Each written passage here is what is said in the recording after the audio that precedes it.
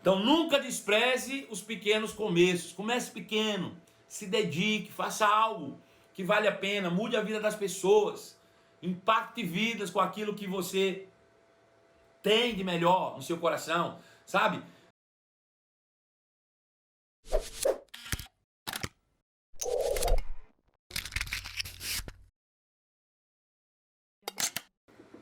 A gente deseja no coração que todos alcancem o crescimento em Deus desejável para que você possa realmente viver uma vida acima da média. Pois bem, gente, a gente viu ontem à noite, vamos começar por aqui e as pessoas vão entrando aí, tá bom?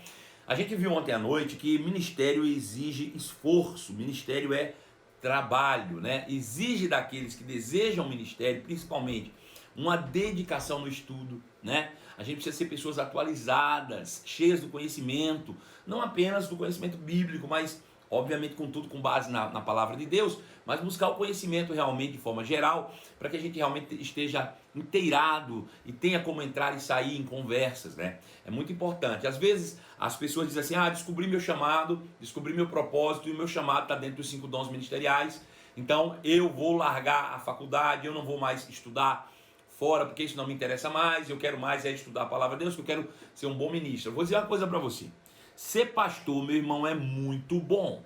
Ser um ministro do evangelho qualificado é muito, muito, muito, muito bom. Mas ser alguém, um ministro do evangelho formado é muito melhor, sabe? Eu estava conversando ontem com uma das nossas irmãs aqui, né, que entrou numa nova fase da sua vida, né, conseguiu uma aposentadoria e ela é formada na área da medicina. E ela estava dizendo que agora está se colocando à disposição do Senhor para missões, né? Agora veja, ela, graças a Deus, cumpriu a sua jornada aqui como médica e conseguiu realmente uma boa colocação, tem uma condição financeira favorável hoje, mesmo que aposentada, e vai se doar ao Senhor para viajar pelo mundo, né? Pregando a palavra e ajudando, cooperando com o seu conhecimento técnico na área da medicina em missões. Então, isso é muito importante. Se você puder, se não tiver jeito, tudo bem, não se condene, você é ministro do evangelho, corra atrás daquilo que é importante. Mas se você tem tempo hábil, irmãos, estude, se dedique, né? Não deixe de fazer isso, né? Esteja todo o tempo conectado, né? Recebendo conteúdo, absorvendo conhecimento. Faça isso todos os dias, você vai se tornar um bom ministro de Cristo Jesus. A dedicação em tudo é importante. Ser dedicado, ser realmente alguém consagrado, né? Entregue ao ministério. O apóstolo Paulo, ele diz que em certo ponto de entendimento, a vida não lhe vale coisa alguma, a menos que a use para completar a carreira e a missão que lhe foi confiada pelo Senhor Jesus Cristo, que é dar testemunho das boas novas da graça de Deus. Ele disse, a minha vida nada tenho mais por preciosa se não for para cumprir o meu chamado, o meu propósito. Eu falei sobre isso aqui, propósito, chamado, propósito existencial, propósito da vida, irmãos, é algo que você realmente está disposto não apenas a viver por ele, mas até mesmo a morrer por ele, a se entregar completamente por ele. Então é muito importante que você seja alguém consagrado e carregue de fato qualificações necessárias ao ministério. Entre elas, as que estão escritas, hoje está complicado, está agarrando a língua aqui, mas eu vou avançar. 1 Timóteo capítulo 3 traz algumas instruções interessantes para quem deseja ministério, né? Se um dia você tem no coração assumir o ministério, é importante atentar-se para essas qualificações aqui. 1 Timóteo capítulo 1 verso 3 diz assim: esta é uma afirmação digna de confiança. Se alguém deseja o episcopado ou o ministério, deseja uma tarefa honrosa. É honroso ser ministro. Portanto, este deve ter uma vida irrepreensível. Uma vida irrepreensível. Veja, muitas vezes as pessoas dizem, o que é ser irrepreensível? Fulano não é irrepreensível, porque eu vi fulano falando mal dele. Veja, mas falaram mal até de Jesus, né? Não se trata de ser irrepreensível alguém que ninguém nunca falou dele. Ser irrepreensível é alguém que nunca deu motivo de que alguém fale dele. Irmãos, eu sei que tem pessoas que falam de mim. Paciência, né? Pessoas falam de mim. O que eu posso fazer? Eu não posso botar um esparadrapo na boca de ninguém. Não posso, né? Deixa as pessoas falarem. O que eu não posso é dar motivo para as pessoas falarem de mim. Isso eu não posso, né? Então, ser irrepreensível é uma vida que não dê motivos para que outros falem. Tem pessoas que dizem assim, eu não devo satisfação para ninguém. Bom, se você deseja um ministério, então você deve satisfação sim, né? No momento que você se torna uma pessoa pública, a sua vida se torna uma vitrine. Isso é inevitável, né? Você realmente se coloca dentro de uma vitrine e agora vai estar sendo avaliado em todo o tempo. E a depender da perspectiva de que as pessoas olhem para você, podem emitir opiniões que talvez não sejam tão verídicas assim. Mas o importante é que você se mantenha irrepreensível, né? Ele diz também, tem que ser marido de uma só mulher. Cadê? Ter autocontrole, viver sabiamente e ter boa reputação. Veja que coisa interessante, a Bíblia diz que um dos requisitos para ser ministro é, vai dizer agora, ser hospitaleiro e apto para ensinar. Eu quero ficar com a palavra hospitaleiro aqui. Tem gente que diz que quer ser ministro, mas não tem coragem de levar ninguém na sua casa, né? Nem para tomar um copo d'água. Curioso isso, né? No mínimo curioso. Como é que você quer ser ministro, mas não quer lidar com gente? Ah, não, eu gosto de lidar com o bicho. Não, meu irmão. Eu não sei se você sabe, mas ser ministro é lidar com gente, né? E você precisa ser alguém hospitaleiro, precisa ser alguém que realmente esteja apto a receber bem. Nós temos dentro do nosso cronograma de treinamento ministerial uma semana de treinamento só como receber, como hospedar. Você precisa tanto saber como hospedar, como saber como ser hospedado também. Porque o ministério requer muitas vezes isso. Essa troca, né? Em viagens, em missões, ou em situações que requeira realmente você estar hospedado na casa de alguém ou receber ministros na sua própria casa. Então isso é importante para que você realmente seja um bom dispenseiro de Cristo, um bom ministro de Cristo, né? Então precisa realmente estar apto a receber, a hospedar, ser hospitaleiro e apto para ensinar. Não deve beber vinho em excesso, nem ser violento. Quando a Bíblia fala não deve beber vinho, é porque vinho na época era o símbolo da bebida. Mas não pode beber coisa nenhuma, entendeu? A gente precisa ser coerente com isso. Por quê, pastor? Porque você é um formador de opinião. Você talvez diga, mas eu tenho controle. Beleza, você tem controle, mas quem te assiste talvez não tenha, né? E por causa de você pode levar alguém ao alcoolismo. Então nós temos que ser responsáveis não apenas pela nossa própria vida, mas pela vida dos outros, né? O apóstolo Paulo falando a Timóteo ainda, ele diz assim, Timóteo, cuida de ti mesmo e da doutrina, porque fazendo isso você vai tanto salvar a si quanto aqueles que te ouvem. Cuida de ti mesmo e da doutrina, cuida do teu caráter e cuida do teu ensino, porque se você fizer assim, você vai estar salvando a si mesmo e a outros, né? Então veja, você é responsável também pela vida de outras pessoas. Você é um formador de opinião. Se você bota a cara para ensinar a palavra, você já se torna um formador de opinião. Ainda que uma única pessoa te assista, essa pessoa pode ser salva ou pode ser condenada pelas atitudes que você tem ou pelas palavras que saem da sua boca.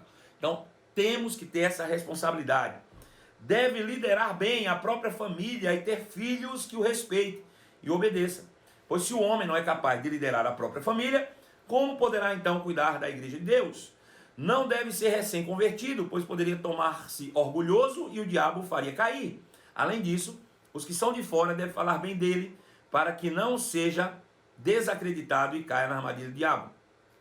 Então veja, todas essas características são características daqueles que desejam, que aspiram um dia o ministério da palavra, o ministério do ensino, né? Os 5 dons ministeriais. São qualificações. E aí, você precisa realmente entender que tudo tem um começo. Tudo na vida tem um começo. Tem pessoas que descobrem que são chamados para pastores, por exemplo, e aí eles ficam na igreja esperando, sentados, nunca vou fazer nada porque eu sou um pastor, um dia Deus vai me levantar para pastorear. Deixa eu te dizer, as coisas começam pequenas, né? E dificilmente você vai encontrar alguém de sucesso que começou já no ofício. Você precisa começar fazendo coisas pequenas, até para que você pegue experiências. Eu tenho uma história para contar para vocês, interessante, que aconteceu comigo, e nem foi na igreja não, foi fora da igreja, e antes, muito antes, quando eu tinha apenas 16 anos de idade, mas que marcou a minha vida profundamente, e que hoje me respalda dentro do ministério daquilo que o Senhor me chamou para fazer. Veja que coisa interessante, eu fui chamado para trabalhar em uma empresa com 16 anos de idade, que o dono da empresa queria contratar um gerente. Ele queria um gerente para gerenciar a sua empresa. E ele me chamou para uma entrevista. Eu tinha 16 anos de idade. Mas a ideia dele não é que eu com 16 anos de idade já estava pronto para ser gerente. Na cabeça dele, ele queria pegar alguém que tivesse uma boa índole, uma boa família e principalmente alguém que carregasse um potencial muito bom. Então ele fez uma análise curricular da escola que eu estudei, fez tudo, olhou tudo. Olhou a minha família, né? Minha vida ali, por mais que fosse pequena, com 16 anos de idade. Mas ele avaliou tudo isso e disse, pronto, esse menino aqui é bom, eu vou prepará-lo, treiná-lo e vou investir nele para que um dia ele seja o meu gerente.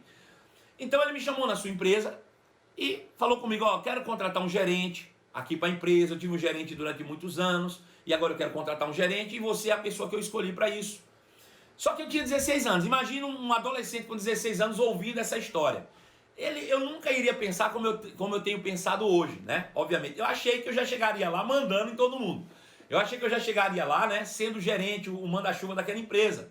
Essa era a ideia da minha cabeça, né? E aí eu cheguei lá, falei com ele, ó, que coisa boa.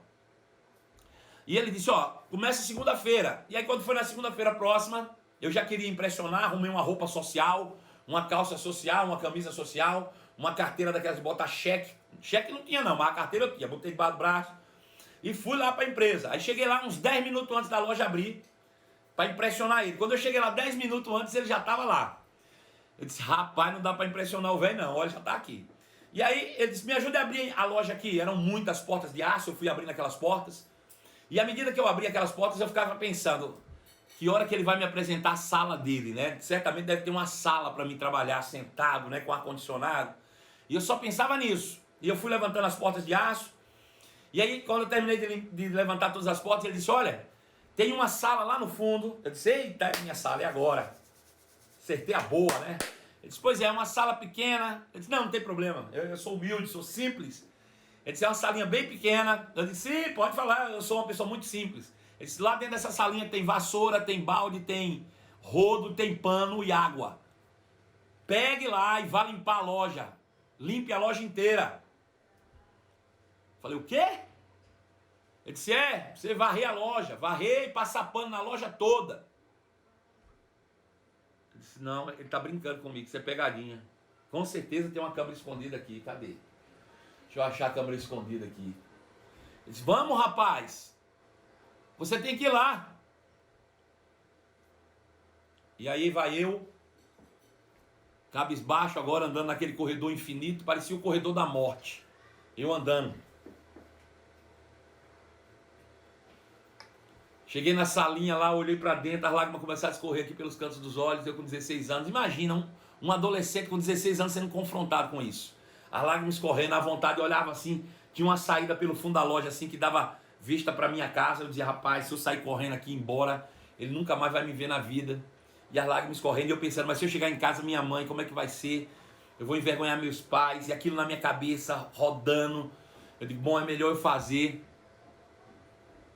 Era gigante a loja, minha irmã estava dizendo, a loja era de um quarteirão alto, você não faz ideia do tamanho da loja, era 3 andares de loja. Pois bem, eu peguei aquele balde, aquela vassoura, e comecei a varrer. Era uma loja de departamentos, vendia móveis e elétricos, essas coisas. Eu me escondi atrás de uns guarda-roupa, comecei a varrer assim, chorando mesmo, literalmente, não foi brincadeira não. Eu chorando, rapaz, com raiva, brabo, igual um siri dentro de uma lata. Eu acho que eu passei umas 4 horas para varrer aquela loja toda. E ele só me observando de longe. Quando eu terminei de varrer tudo, ele disse, muito bem, agora vá no banco para mim. Eu disse, caramba, bicho. Eu comecei a fazer essas coisas pequenas dentro da empresa. No outro dia ele fez a mesma coisa, no outro dia a mesma coisa. Irmão, quando deu uma semana que ele estava fazendo a mesma coisa, eu disse, eu já sei o que eu vou fazer. Eu vou chegar mais cedo que ele, vou limpar a loja toda correndo, porque quando ele chegar não vai ter mais o que ele mandar eu fazer. Eu quero ver o que ele vai fazer agora. Ou ele vai me mandar embora, ou ele vai me dar alguma coisa útil para ser feita, né? Porque eu achei que ele varrer a loja não era algo útil o suficiente, era pouco demais para mim. Pois bem, na semana seguinte eu cheguei cedinho, varri a loja toda. Quando ele chegou, a loja estava varrida, limpa, cheirosa. Ele disse, você já limpou tudo? Eu falei, já limpei tudo. Ele disse, muito bem, tá de parabéns. Agora, ó, lá no segundo andar tem uns móveis caros, aquelas mesas, aquelas salas de laca, né? Bem bonito, sala de jantar. Tem uma pasta Grand Prix, cera Grand Prix, daquela que lustra carro. Você vai limpar os móveis com aquela cera. Eu falei, como é? Ele disse, limpe todos os móveis lá em cima com aquelas ceras Grand Prix. Eu digo, caramba, bicho, eu não acredito nisso não. Agora vai eu subir o segundo andar da empresa chorando de novo. Irmão, até hoje, quando eu sinto o cheiro daquela cera Grand Prix, eu choro de raiva. Pense que aquilo que me traumatizou. E eu lá, e aí limpava as mesas, e limpei mesa, e toma ele mesa pra cá, e mesa pra lá, e limpando mesa, e chorando, e com raiva. Por fim, para resumir a conversa, eu varri a loja, eu limpei mesa de coisa. Depois ele me mandou para arrumar uma sala de colchões que existia lá, que tinha uns 5.000 colchões lá dentro, poeira que só a peste. Olha, eu vou te dizer uma coisa, eu ficava o dia inteiro dentro daquela sala de colchão, quente, pense num lugar quente, de poeira, e eu arrumando e contando e fazendo, meu irmão, olha. Eu só sei que quando deu uns 3 meses de trabalho, já tinha uns 3, 4 meses, eu era o pior funcionário da empresa, eu já falava mal de todo mundo, eu já falava mal do meu patrão, eu já era amigo de todos os piores funcionários que a empresa tinha. Olha, eu tinha virado um demônio lá dentro, olha, era ruim demais. Vou te contar. Passados uns 6 meses, eu já não queria mais nada, estava lá só para ganhar meu salário mesmo e ponto final. Um dia ele me chamou e disse assim, seu Marcelo, vem cá. Ele me chamava seu Marcelo, eu tinha 16 anos de idade. Seu Marcelo, vem cá. Aí eu subi. O que foi, seu Jacinto? Ele disse, olha, amanhã eu estou indo viajar. Era uma quarta-feira à noite, ele viajaria na quinta. Ele disse, amanhã eu estou indo viajar. Eu disse, o senhor vai viajar? 6 meses ele nunca tinha botado o pé fora da loja um dia. Ele disse, amanhã eu vou viajar. Eu vou viajar para Salvador. Eu digo, sim, e o que é que tem? Ele disse, amanhã você vai ficar tomando conta da loja aqui pra mim. Eu disse, eu? Ele disse, rapaz, eu não lhe contratei para ser meu gerente. Eu disse, e o senhor não desistiu disso não? Porque em vez de gerente o senhor me fez de escravo. Eu era nojento, chato, né, abusado. Logo na cara dele, eu digo, o senhor desistiu de me fazer de escravo? E ele fez,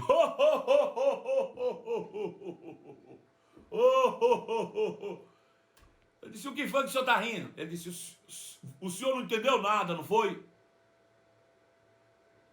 Eu falei, eu não entendi nada não. O que é que o senhor quer dizer com isso? Ele disse, rapaz, eu te chamei para ser gerente. Mas como é que você ia gerenciar essa loja se você não soubesse o que tem que ser feito?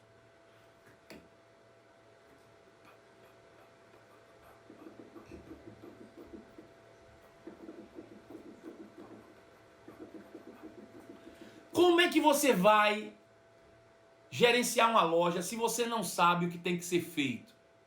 Como é que você vai orientar alguém que precisa limpar, você vai contratar e gerenciar alguém que precisa fazer a limpeza da loja se você não sabe como funciona a limpeza de uma loja?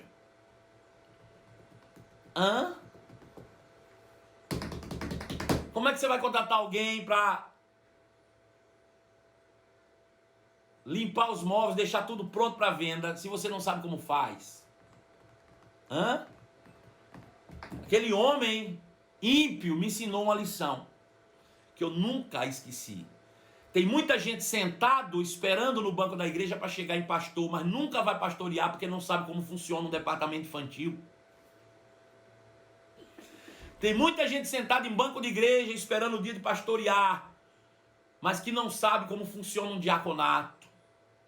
Não sabe, coitado.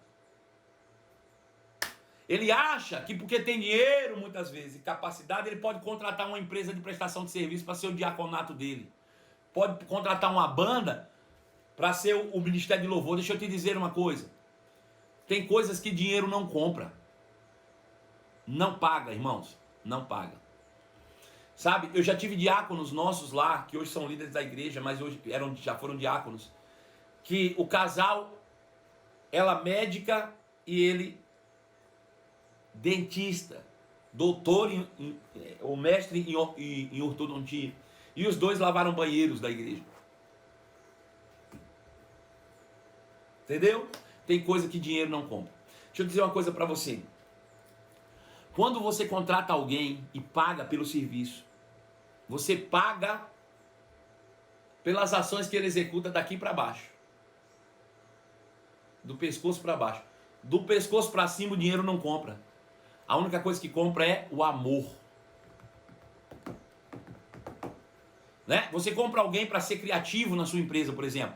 Você paga para ele ser criativo. Beleza. Mas como é que você sabe que ele está usando toda a sua criatividade? Você paga daqui para baixo as habilidades, ó. Criatividade, dedicação, todas essas coisas, ó. O dinheiro não paga. O que paga é o amor. Entendeu? Eu aprendi, irmãos, as duras penas. A duras penas. E hoje eu tento evitar que as pessoas sofram com isso. Ensinando para você, né? Você quer ser um ministro? Comece pequeno. Se dedique em outras coisas. Agora não faça isso como pensando, vou fazer isso aqui, porque um dia eu vou chegar lá. Não. Se dedique naquilo que você está fazendo hoje. Seja fiel. A Bíblia diz assim, se você for fiel no pouco, no muito eu te colocarei. Se você for fiel no pouco, no muito eu te colocarei. Ah, irmão, mas eu estou esperando o dia que eu vou pastorear pouco, porque aí o Senhor me coloca no muito. Ei, não é disso que ele está falando, não. Se você acredita que você foi chamado para pastor, vá servir no diaconato. Ah, mas ser diácono é muito pouco. Ser diácono, diácono, pastor, eu já sou pregador da palavra, eu já prego. Ser diácono é muito pouco. Pois é, seja fiel no pouco. Quando Jesus disse isso, ele está dizendo, seja fiel naquilo que você considera pouco. Sabe, pense em fazer algo na igreja e quando você dizer, rapaz, isso é muito pouco. Bom, é nisso aí que você tem que começar. Porque é exatamente aí que você precisa ser fiel. A tua fidelidade se mostra exatamente nesse que você considera pouco. Raciocina comigo. Se você tem um chamado dentro do ministério pastoral, uma hipótese, né? E obviamente que o diaconato é a extensão do pastoreio. A extensão é os braços do pastor. E se você é chamado para pastor, mas não consegue ser um bom diácono, como é que você vai ser um bom pastor? Tem pessoas que dizem, eu sou pastor. Ele começa no diaconato. Ele começa servindo e falta no diaconato, chega atrasado no diaconato, não serve de cara boa, está o tempo todo murmurando e quer ser pastor. Como? Me diga. Ah, não, mas quando eu chegar lá vai ser diferente. Não vai não, vai não, vai não. Só é uma bênção no pastoreio, só é uma bênção no ministério, quem já era uma bênção antes. Não vem com essa história e essa conversa fiada, não. Eu estou fazendo de qualquer jeito porque é isso aqui. Quando chegar lá eu me dedico. Não dedica não, é mentira. Conversa fiada.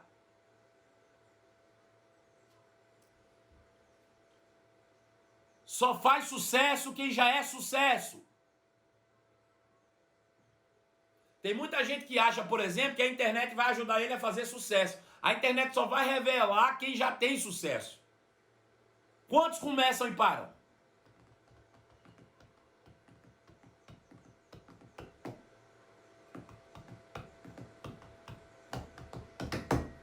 Então nunca despreze os pequenos começos. Comece pequeno, se dedique, faça algo que vale a pena, mude a vida das pessoas, impacte vidas com aquilo que você tem de melhor no seu coração, sabe?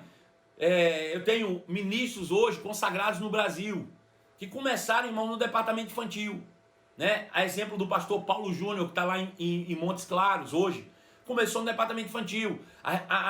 Exemplo de nosso querido Rafael Luque, que ontem à noite esteve ministrando na igreja da pastora Cíntia Cassimiro, da igreja Ágape lá de Timóteo, começou no departamento infantil.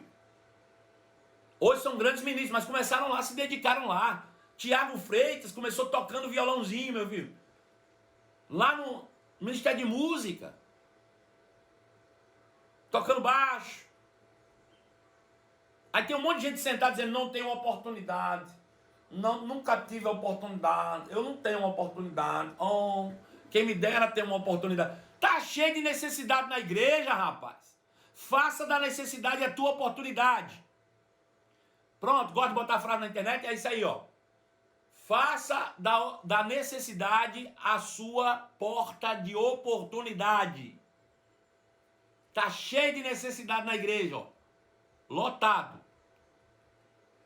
Então, procure. Não tenha pressa. 1 Timóteo 3,6 diz assim, ó.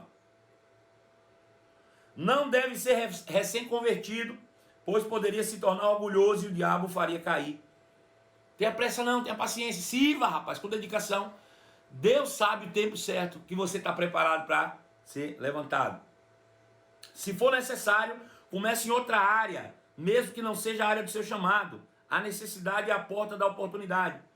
O apóstolo Paulo, irmãos, hoje nós o chamamos de apóstolo, mas quando ele entrou no ministério, ele foi chamado para ensinar. Precisa de um mestre. Paulo, vem para cá. E Paulo foi. Começou ensinando como mestre. Foi servindo ali. A gente não sabe se ele atuou no ministério profético também, mas em Atos 13, a Bíblia diz que o Espírito Santo disse: separem para mim Paulo e Barnabé para o ministério que eu vos tenho chamado. Estava ali profetas, mestres. Paulo agora foi separado para o propósito que era ser apóstolo. Mas não começou como apóstolo. Começou ensinando como mestre. E isso servindo na igreja, certamente. Né? Paulo estava lá. Então, se dedique. O próprio Filipe, que é o nosso exemplo de evangelista na Bíblia, a Bíblia diz que ele começou no diaconato. Filipe, diácono. Primeiro diácono. Filipe, Estevão, estavam lá, servindo as mesas, servindo mesa.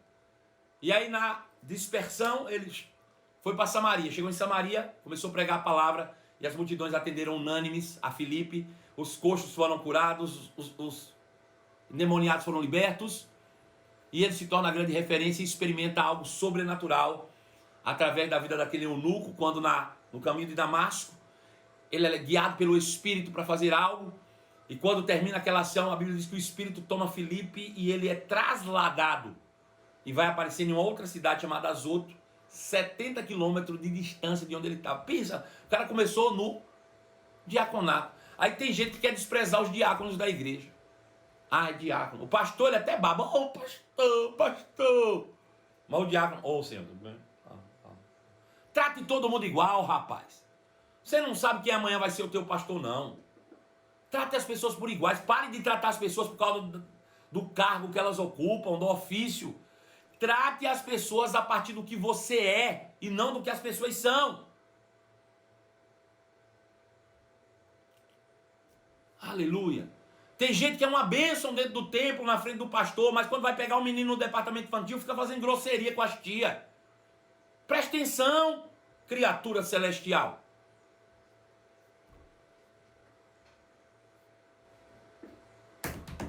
Tem gente que fala com o pastor, ele quase coloca uma auréola na cabeça para se apresentar. Aí vai falar com os irmãos lá. Vai na lanchonete, trata mal um. Vai pro banheiro, fofoca com o outro. Vai pro departamento infantil, fala mal do outro. Vamos ser de verdade.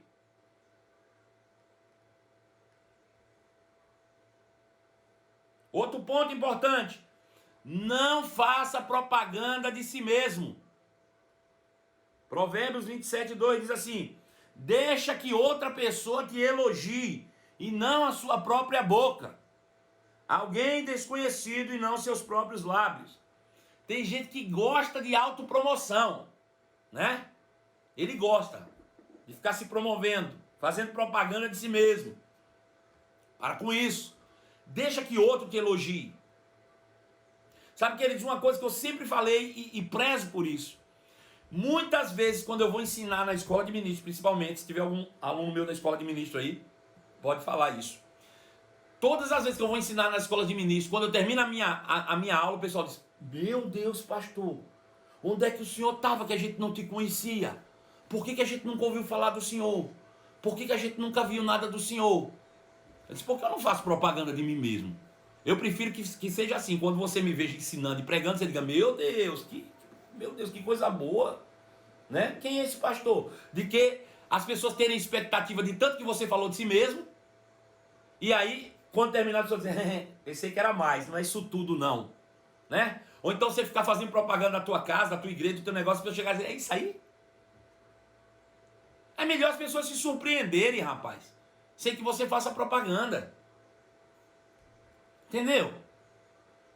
Para que fazer propaganda de si mesmo? A simplicidade, a humildade. Já dizia, irmãos, Leonardo da Vinci: simplicidade é o mais alto grau da sofisticação, né? Alguém sofisticado é alguém simples. precisa ficar fazendo propaganda não, né? Tem gente, irmãos, que tudo propaganda, tudo faz propaganda, tudo fica propagando ele mesmo. Pelo amor de Deus. Glória a mim, louvado seja eu. Para com isso. Deixa outro fazer propaganda. Você não. Leve uma vida consagrada todos os dias. Jejum, oração, entrega, todo dia. Não tente entrar no ofício que não é seu. Só porque você acha bonito. Né? É interessante porque lá em Números, capítulo 18, verso 21 a 25, a Bíblia fala sobre a tribo de Levi sendo consagrada ao sacerdócio e recebendo dízimos por isso. Ele diz: os demais que não foram chamados para os 5 dons não devem entrar nesse ministério para que não morra. Hã? Ele diz: se você não tem chamado para o ministério e entrar só por causa de motivação errada, morre. E o irmão Reagan fala muito sobre isso, de pessoas que entraram no chamado de outros só porque viram outros ganhar dinheiro, viram outros sendo promovidos, viram outros tendo sucesso. Ah, não, vou fazer o que ele está fazendo. Foram lá entrar e morreram. Pense na bronca. Né? Alguém vê, não, vou fazer exatamente como o pastor está fazendo ali, porque eu sei que isso vai dar resultado, ele está fazendo sucesso, eu vou fazer também. Aí morre. Pensa na bronca.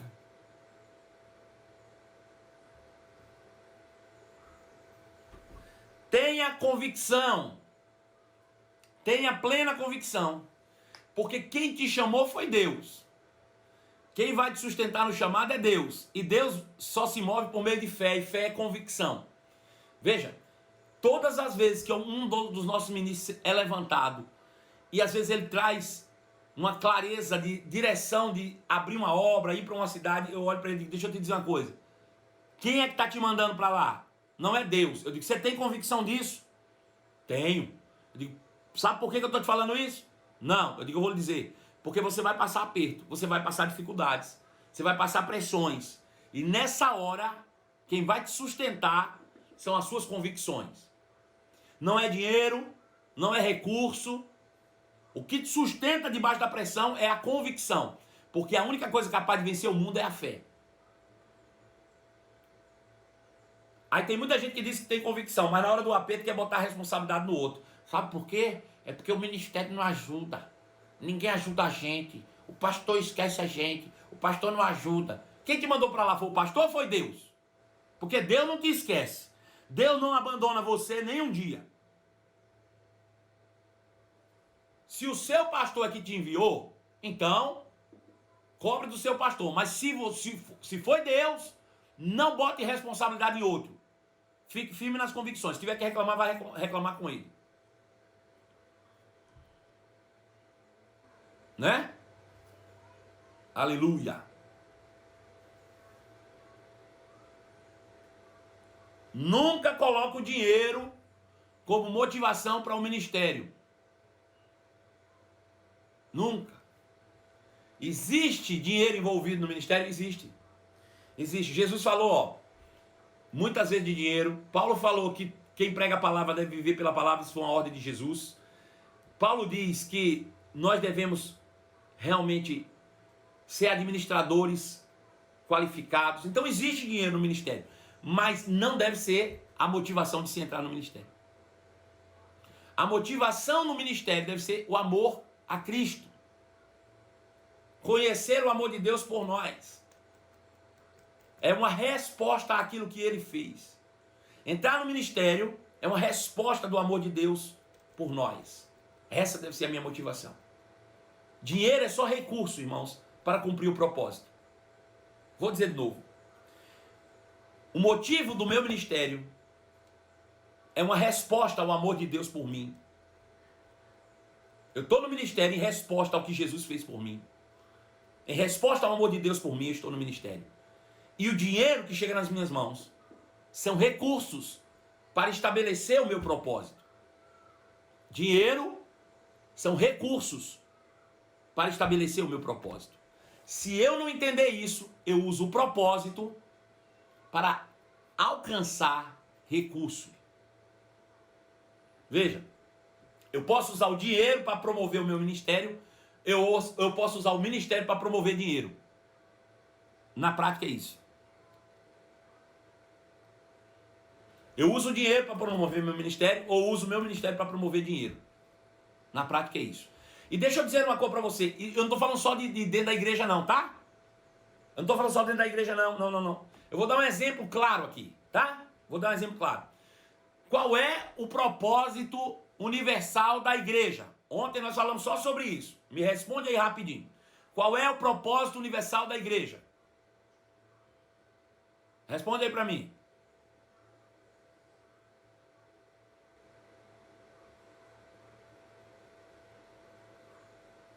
Quem vai responder aí?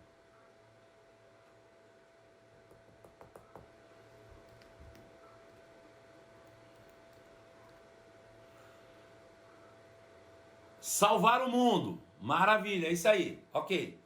Todo mundo que está me assistindo aí, se não a maioria, são crentes. Perfeito?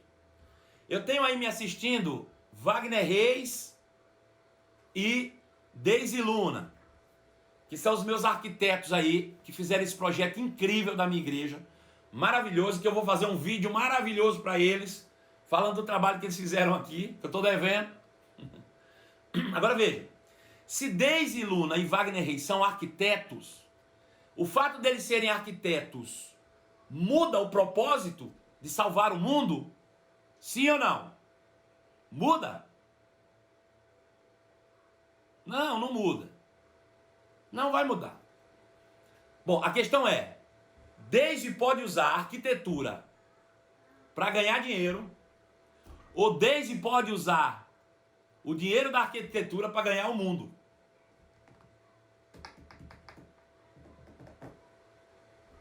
Você usa o propósito para ganhar dinheiro, ou usa o dinheiro para ganhar o mundo? Essa que é a questão.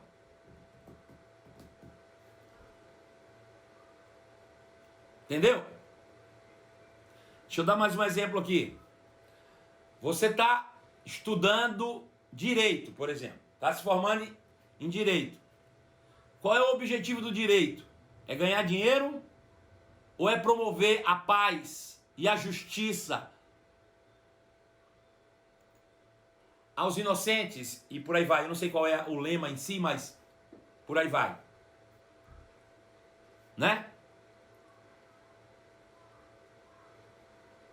Então, se você estuda direito, está formando em direito, você pode pensar o seguinte: vou me formar em direito para ficar rico. Ou você pode usar o que você aprende no direito para salvar o mundo. Deus te chamou para salvar o mundo, promover a paz e a justiça, disse Camila Santiago. Isso mesmo. Entendeu? Então, qual é o propósito? O que te move dentro do teu chamado, né? Então, se você foi chamar para policial, você não trabalha para encher a barriga, para botar comida na mesa. Isso Deus faz por você. Mas você trabalha com ênfase em salvar o mundo. Não use o propósito que Deus te deu para ganhar dinheiro.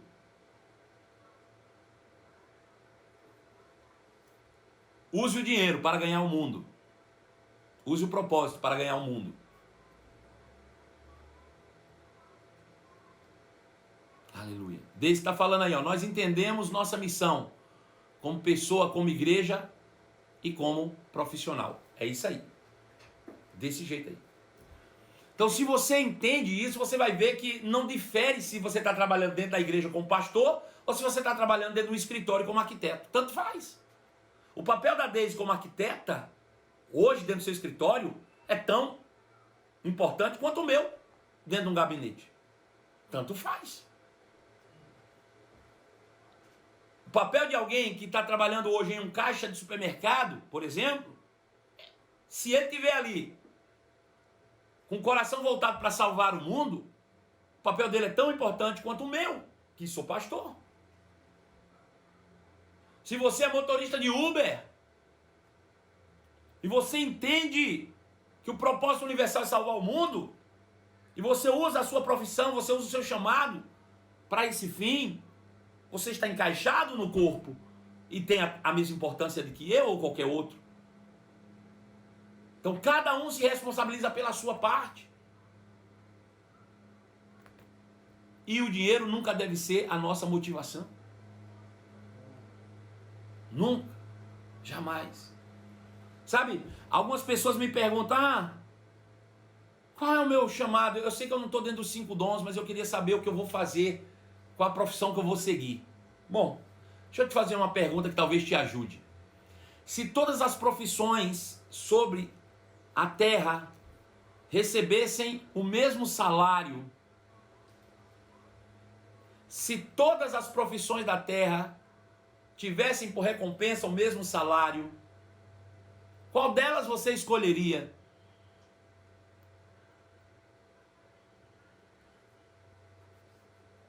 Responde isso. Se todas as profissões da terra recebessem o mesmo salário, qual delas você escolheria? E aí, se você quiser confirmar ainda mais, vai outra para você. E se não houvesse pagamento financeiro pelo trabalho desenvolvido, você continuaria na profissão que você exerce? Quer saber se você está realmente fazendo a coisa certa? Pense dessa maneira. Se não houvesse retorno financeiro nenhum, você continuaria fazendo o que você faz? Se a tua fonte de renda fosse outra,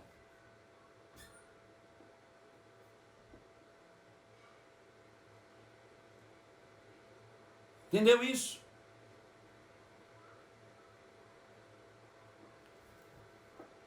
O que você faria?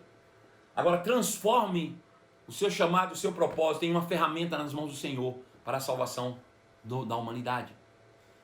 O Valmeir Reis, meu filho querido da barbearia Reis, está aí falando, eu seria barbeiro. É isso mesmo. E através do seu talento, meu filho, através da unção de Deus sobre a tua vida para esse propósito, você vai alcançar o mundo. Você tem cuidado da aparência de homens como Marcos Freire, como o pastor Marcelo. E em cada um daqueles que se assentam ali no seu salão, recebem naquele momento parte da influência de Deus sobre a tua vida. Para fazer com que o mundo veja Cristo em nós, que é a esperança da glória. Aleluia. Porque todos nós temos um ministério. Todos nós temos um chamado. Mas nem todos estão inseridos dentro dos 5 dons. Nem todos serão apóstolos, nem todos serão pastores, nem todos serão profetas, nem todos evangelistas, nem todos mestres. Deus ainda precisa de professoras, como foi dito aqui. Deus ainda precisa de muitos médicos, como foi dito aqui, advogados, como foi dito aqui, barbeiros, como foi dito aqui, arquitetos, como foi dito aqui. Até mesmo, acredito eu, que na Nova Jerusalém essas profissões permanecerão de uma maneira muito mais gloriosa. Mas cada um de nós somos chamados para cumprir um propósito em Deus. Eu gosto do livro do John Bevere, ou quem quiser chamar John Bevere, pode também. A portuguesada é John Bevere. Chamado Movidos pela Eternidade. Ele conta uma história interessante, lógico que é uma alegoria, mas ele mostra de forma alegórica o dia em que nós estaremos assentados diante de Jesus. Jesus então com seu tablet celestial na mão fazendo uma pequena chamada, e nós assentados ali, e ele começa dizendo assim: João Almeida, empresário, você está aqui, João? E um olha para a cara do outro, o outro olha para a cara de um. Jesus repete, diz, João Almeida, empresário, você está aqui, João? E João, meio que envergonhado, levanta sua mão e diz, Senhor, eu sou o João Almeida, mas eu não sou empresário não, eu sou pastor. Ele disse, não para mim. Segundo o meu propósito, você deveria ter sido empresário. Como empresário, você teria ajudado no tempo da pandemia, investindo, sustentando a obra. Vamos para o próximo. Ricardo Antunes, pastor. E Ricardo disse: Senhor, eu sou o empresário. Ele disse: não segundo o meu propósito. Segundo o meu propósito era para você ser pastor, mas como você não teve coragem de viver pela fé, fugiu do ministério, se escondeu atrás do empresário e deixou de ganhar, de influenciar mais de 1 milhão de pessoas.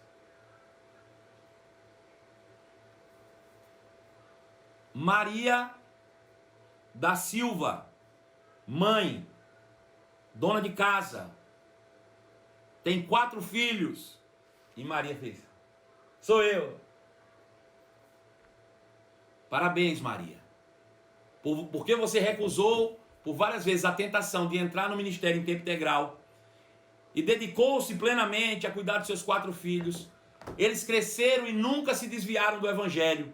E os 4 hoje estão, cada um em um continente do mundo, como evangelistas impactando o mundo.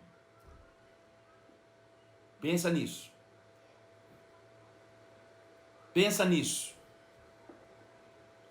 Perceba a grande responsabilidade de um dia estar diante do Senhor, aonde serão reveladas não as nossas obras, mas as nossas motivações. Deus está mais interessado no porquê do que no quê. Deus não está muito interessado no que você faz. Deus está mais interessado no porquê você faz. Olhe para dentro de você. Faça uma autoanálise. Scanner de consciência. Com a análise sintática de como você faz as coisas. O motivo pelo qual se é feita.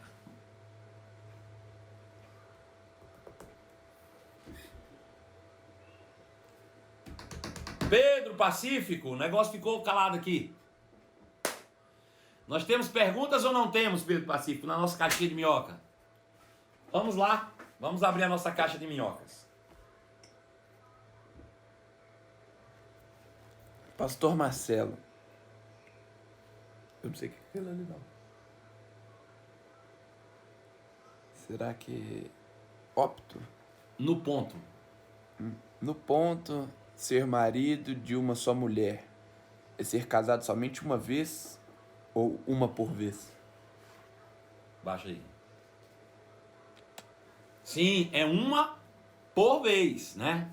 Ele tira a questão da bigamia, né? De casamento duplo, obviamente. Exclui-se qualquer possibilidade nesse sentido.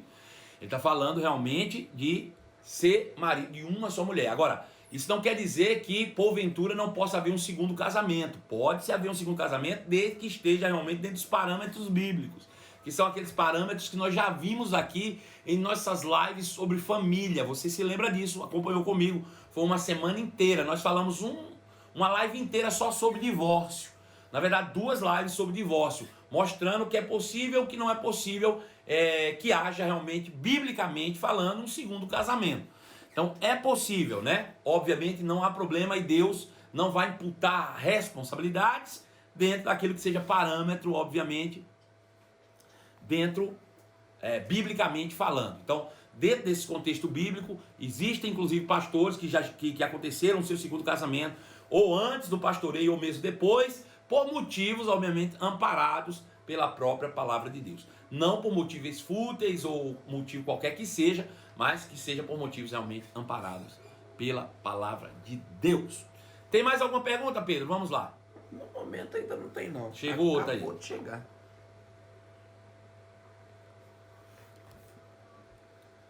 Ator, há muito tempo, o Senhor me deu uma revelação para usar meu dom para ir ao encontro de almas. E hoje? Parou no hoje. Então deve terminar aí. Bom, chegou uma pergunta, mas chegou só a metade dela aí. Não deu para pegar o restante não, né?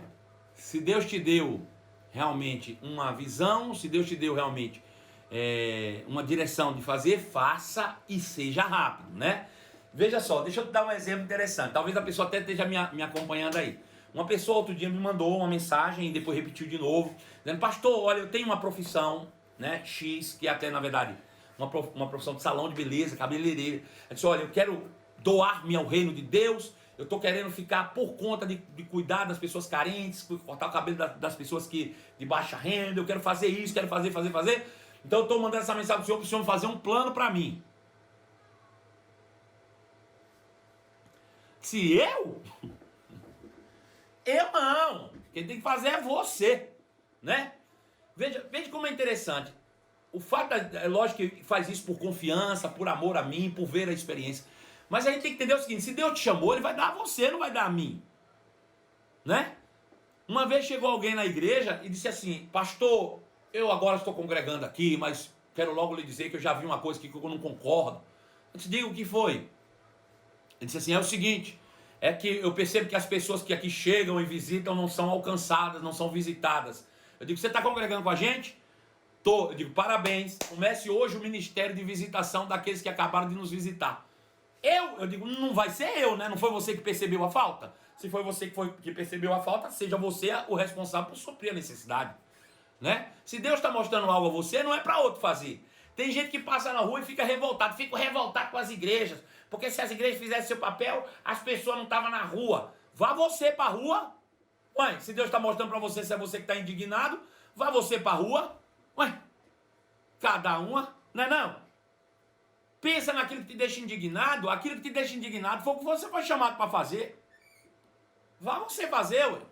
Para de botar a responsabilidade nas costas dos outros, né? Então, faça. Pedro, chegou outra pergunta aí. Ou o complemento daquela, não sei. Vamos lá ver. Chegou um bocado agora. Tenta achar o complemento, ver se a pessoa colocou o complemento. E hoje eu sei que está confirmado tudo que o Senhor me falou. Glória a Deus, então. Faz a próxima. Por que Jesus criou as pessoas mesmo sabendo que elas iam para o inferno? Não. Ele não criou ninguém sabendo que ia para o inferno, não. Ele criou pessoas para ser sua família. O inferno nunca foi criado para as pessoas, não. As pessoas é que são desobedientes e decidiram ir para o inferno sozinhas. Deus não tem nada a ver com isso, não. Não bota culpa em Deus, não. Né? De jeito nenhum. Agora, veja, você diz: mas era melhor ele não ter criado. Se ele não tivesse criado, estava ele só, ué. E outra coisa, se Deus não desse às pessoas liberdade, as pessoas não seriam família de Deus, seria escravos de Deus. E Deus não queria escravo, Deus queria família, né? Deus sempre quis uma família. Então, Deus deu às pessoas liberdade, mas as pessoas nunca foram criadas para o inferno. Elas foram criadas para viver eternamente com Deus. Mas, infelizmente, muitas delas escolhem o caminho do mal. Vem mais uma, Pedro, rapidinho. Tem uma pergunta da... Isso aqui, ó. Não é pergunta. Testemunho. No ano que mais ofertamos e ajudamos o reino, ONGs e igrejas, dobramos o faturamento em relação ao ano anterior. É isso aí, tá vendo? Que testemunho lindo. É porque você para de olhar para o dinheiro e olha para o propósito. Sabe, as pessoas ainda estão meio alienadas com essa questão do dinheiro. Quando Jesus disse: olha, você não pode servir a dois senhores. Isso não é só você declarar: eu gosto do dinheiro, eu estou servindo ao dinheiro. Não. Isso é mais sutil do que o que você imagina. Quando você está trabalhando pelo dinheiro, você está servindo ao dinheiro. Quando a tua motivação é ganhar dinheiro, você está servindo ao dinheiro. Veja se não é. Tua motivação é ganhar dinheiro. Você está trabalhando para ganhar. Você está se esforçando para ter um Senhor sobre a tua vida. Agora muda o foco da tua vida para tu ver. Comece a mudar. Busque em primeiro lugar os propósitos de Deus. Os objetivos de Deus. O dinheiro vai chegar do mesmo jeito. Você vai continuar fazendo as mesmas coisas, mas com a motivação correta. É como falou a nossa irmã aí agora testemunhando. Quando ela começou a tirar o foco do dinheiro. Ao contrário, começou a investir, a ofertar, né? Oferta do seu trabalho, como ela ofertou o seu trabalho, o seu faturamento dobrou, né? Porque Deus pode muito mais do que a gente. Deus pode muito mais do que a gente, irmão. Saiba disso. Então, ó, se dedica, ajusta as motivações do teu coração e seja fiel ao Senhor, tá? Um beijo no seu coração e até a próxima, em nome de Jesus. Tchau.